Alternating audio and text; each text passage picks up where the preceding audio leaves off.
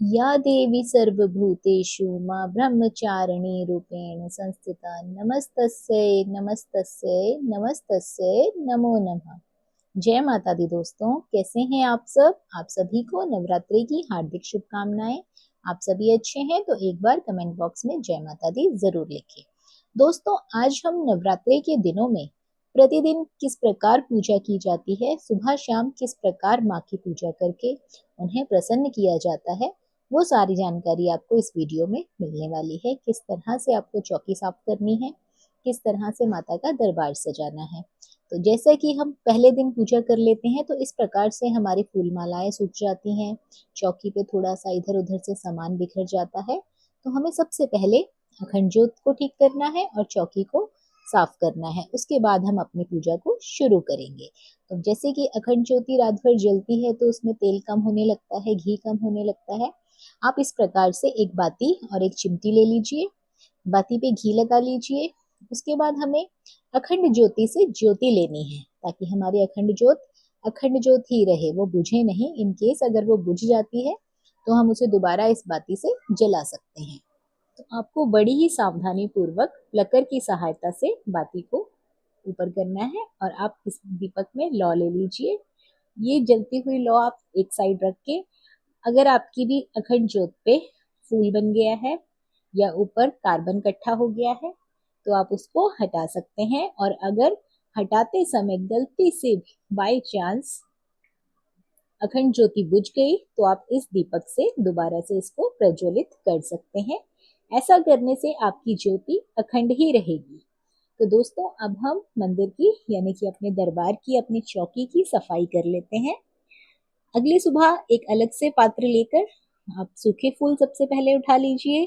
भोग प्रसाद का अगर कुछ गिरा हुआ है वो हटा लीजिए और चौकी पे जितना भी सामान बिखरा हुआ है, बिना देवी देवताओं को हिलाए हुए उस सामान को उठाकर अपनी चौकी साफ कर लीजिए।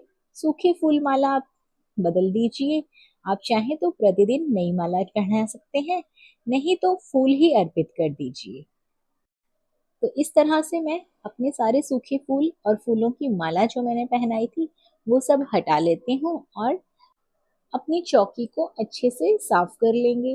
दोस्तों, ये पुष्प आप फेंकिएगा नहीं, इनसे आप यूजफुल सामग्री बना सकते हैं। वो आपको मैं दूसरी वीडियो में दिखाऊंगी। तो पुष्प ठंडी हवा में या ठंडी छांव में सुखा लीजिए। उसके बाद जो बर्तन है उन्हें भी धो लीजिए।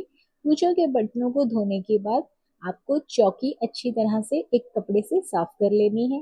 कहीं से भी चौकी पे कुछ भी गंदा या कचड़ा वचड़ा या धूल मिट्टी नहीं होनी चाहिए। चौकी साफ सुथरी रहनी चाहिए क्योंकि माता का दरबार 9 दिनों तक फूलों से सजा हुआ ही अच्छा लगता है, सुंदर लगता है, क्योंकि माँ को हमने अपने घर में स्थापित किया है। 9 दिनों तक हमें माँ की सेवा भाव भक्ति भाव से करनी है।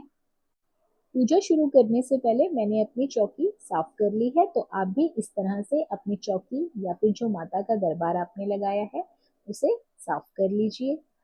अब माता की पूजा शुरू करने से पहले आप भी मेरी तरह अपने गमलों से या फिर अपने बगिया से, अपने घर आंगन में जो भी आपने पुष्प लगाए हैं वो पुष्प इकट्ठे कर लीजिए। मैं माता रानी के लिए माला आज अपने ही घर आंगन के फूलों से बनाने वाली हूँ। ये हमने फूल लगाए हुए हैं। नवरात्रि के दिनों में ये पुष्प बड़े ही सुंदर तैयार हो जाते हैं। तो दोस्तों, आप भी अपने गमलों में पुष्प जरूर लगा के रखें। त्योहारों में हमें हर समय मार्केट जाने का टाइम नहीं लग पाता तो हम माता रानी के लिए अपने ही घर में फूलों का हार तैयार कर सकते हैं। इस तरह से एक एक फूल पिरोते जाइए और माँ के मंत्रों का जाप करते जाइए। माँ के मंत्रों का जाप करने से घर से दोष नजर दूर होती है, विघ्न बाधाएं दूर होती हैं, घर में सुख शांति का वास होता है, पॉजिटिविटी का वास होता है, नकारात्मकता दूर जाती है। इस तरह से आप भी एक एक पुष्प डालकर माला तैयार कर सकते हैं। माता रानी को लाल पुष्प अति प्रिय है तो हम इस माला में लाल रंग का पुष्प भी पिरो लेंगे। तो दोस्तों, आप भी इस तरह से हार माला बना सकते हैं।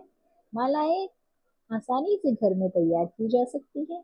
ये माला मेरी तैयार हो गई है तो चलिए पूजा शुरू करते हैं। सबसे पहले दीपक धूप दीप प्रज्वलित करते हैं।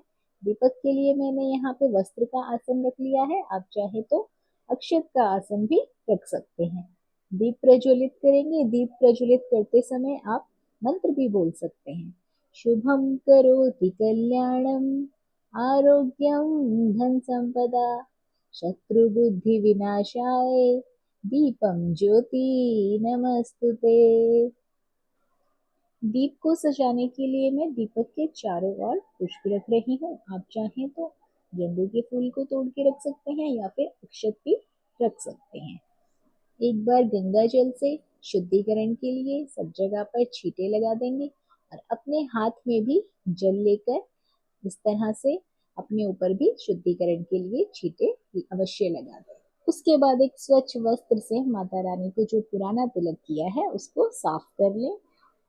अब गणेश देवता का पूजन करेंगे। तो गणेश देव को हम यहाँ पे पीला सिंदूर अर्पित कर रहे हैं। उन्हें पीला रंग से तिलक किया जाता है, ये अति शुभ माना जाता है। कलावा हमने पहले ही समर्पित कर रखा है, जनेऊ समर्पित कर रखा है, तो अब हमें उन्हें हरी हरी दुर्वा और पुष्प समर्पित करना है। उन्हें हरी दुर्वा और पुष्प अति प्रिय है। दोस्तों, गणेश भगवान को दुर्वा और पुष्प समर्पित करने के बाद हमें माता रानी का श्रृंगार करना है, उनका पूजन करना है।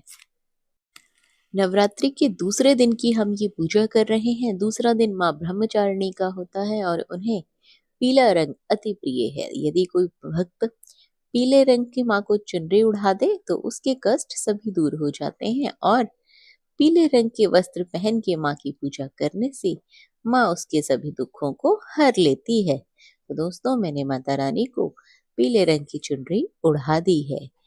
अब हम माता रानी को सिंदूर अर्पित करेंगे और उन्हें तिलक करेंगे। तिलक करने के बाद हम उन्हें पुष्पमाला पहनाएंगे, धूप दीप दिखाएंगे। तो दोस्तों, यहाँ पे मैं सभी को एक साथ ही तिलक कर रही हूँ। षोडश मातृकाओं को तिलक कर दिया है, नवग्रह देवता को तिलक कर दिया है और कलश देवता को तिलक कर दिया है। यहाँ पे मैं सूखी रोली समर्पित कर रही हूँ ताकि वो हिले नहीं। अब हमें पुष्पमाला समर्पित करनी है। मैंने माता रानी को पुष्पमाला समर्पित कर दी है। उसके बाद हम सभी देवी देवताओं को बारी बारी से पुष्प समर्पित कर देंगे। ज्वारों के ऊपर भी पुष्प रख देंगे, षोडश मातृकाओं को पुष्प समर्पित कर देंगे, नवग्रह देवता को पुष्प समर्पित करेंगे, दीप देव को पुष्प समर्पित करेंगे और उसी के साथ साथ कलश देव को भी पुष्प समर्पित कर उनका पूजन करेंगे। पुष्प से आप सारी चौकी को सजा सकते हैं। सजा हुआ दरबार, माँ की सजी हुई चौकी बहुत ही प्यारी लगती है।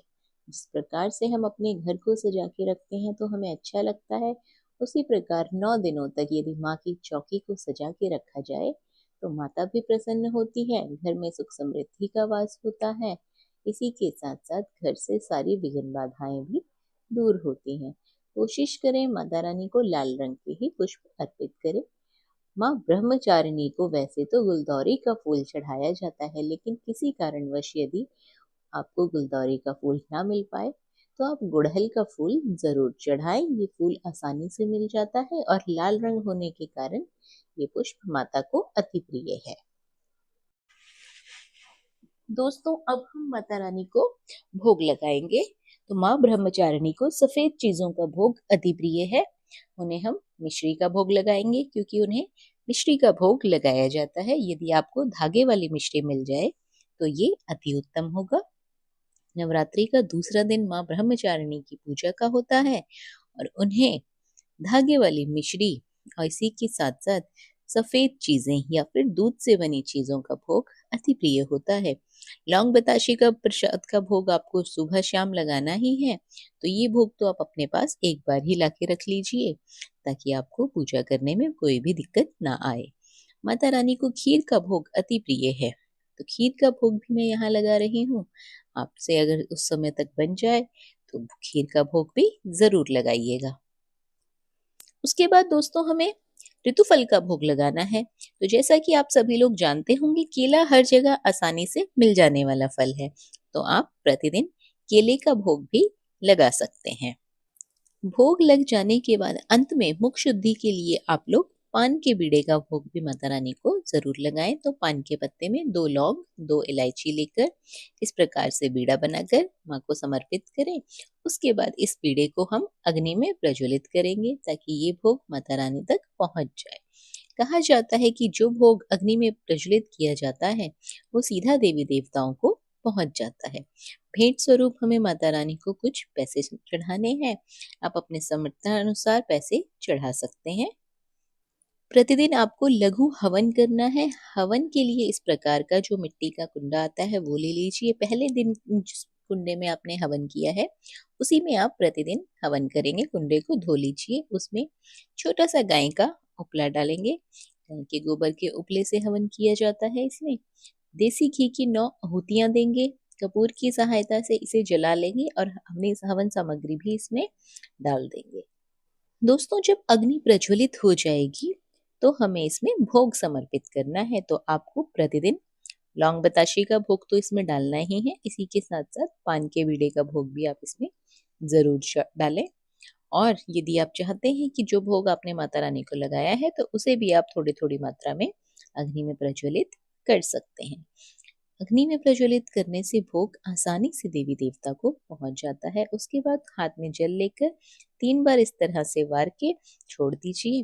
ध्यान रखें कि जल अग्नि में ना गिरे। इसे अग्नि को शांत करना कहा जाता है। ऐसा जरूर करना चाहिए। उसके बाद हम आरती की तैयारी कर लेते हैं।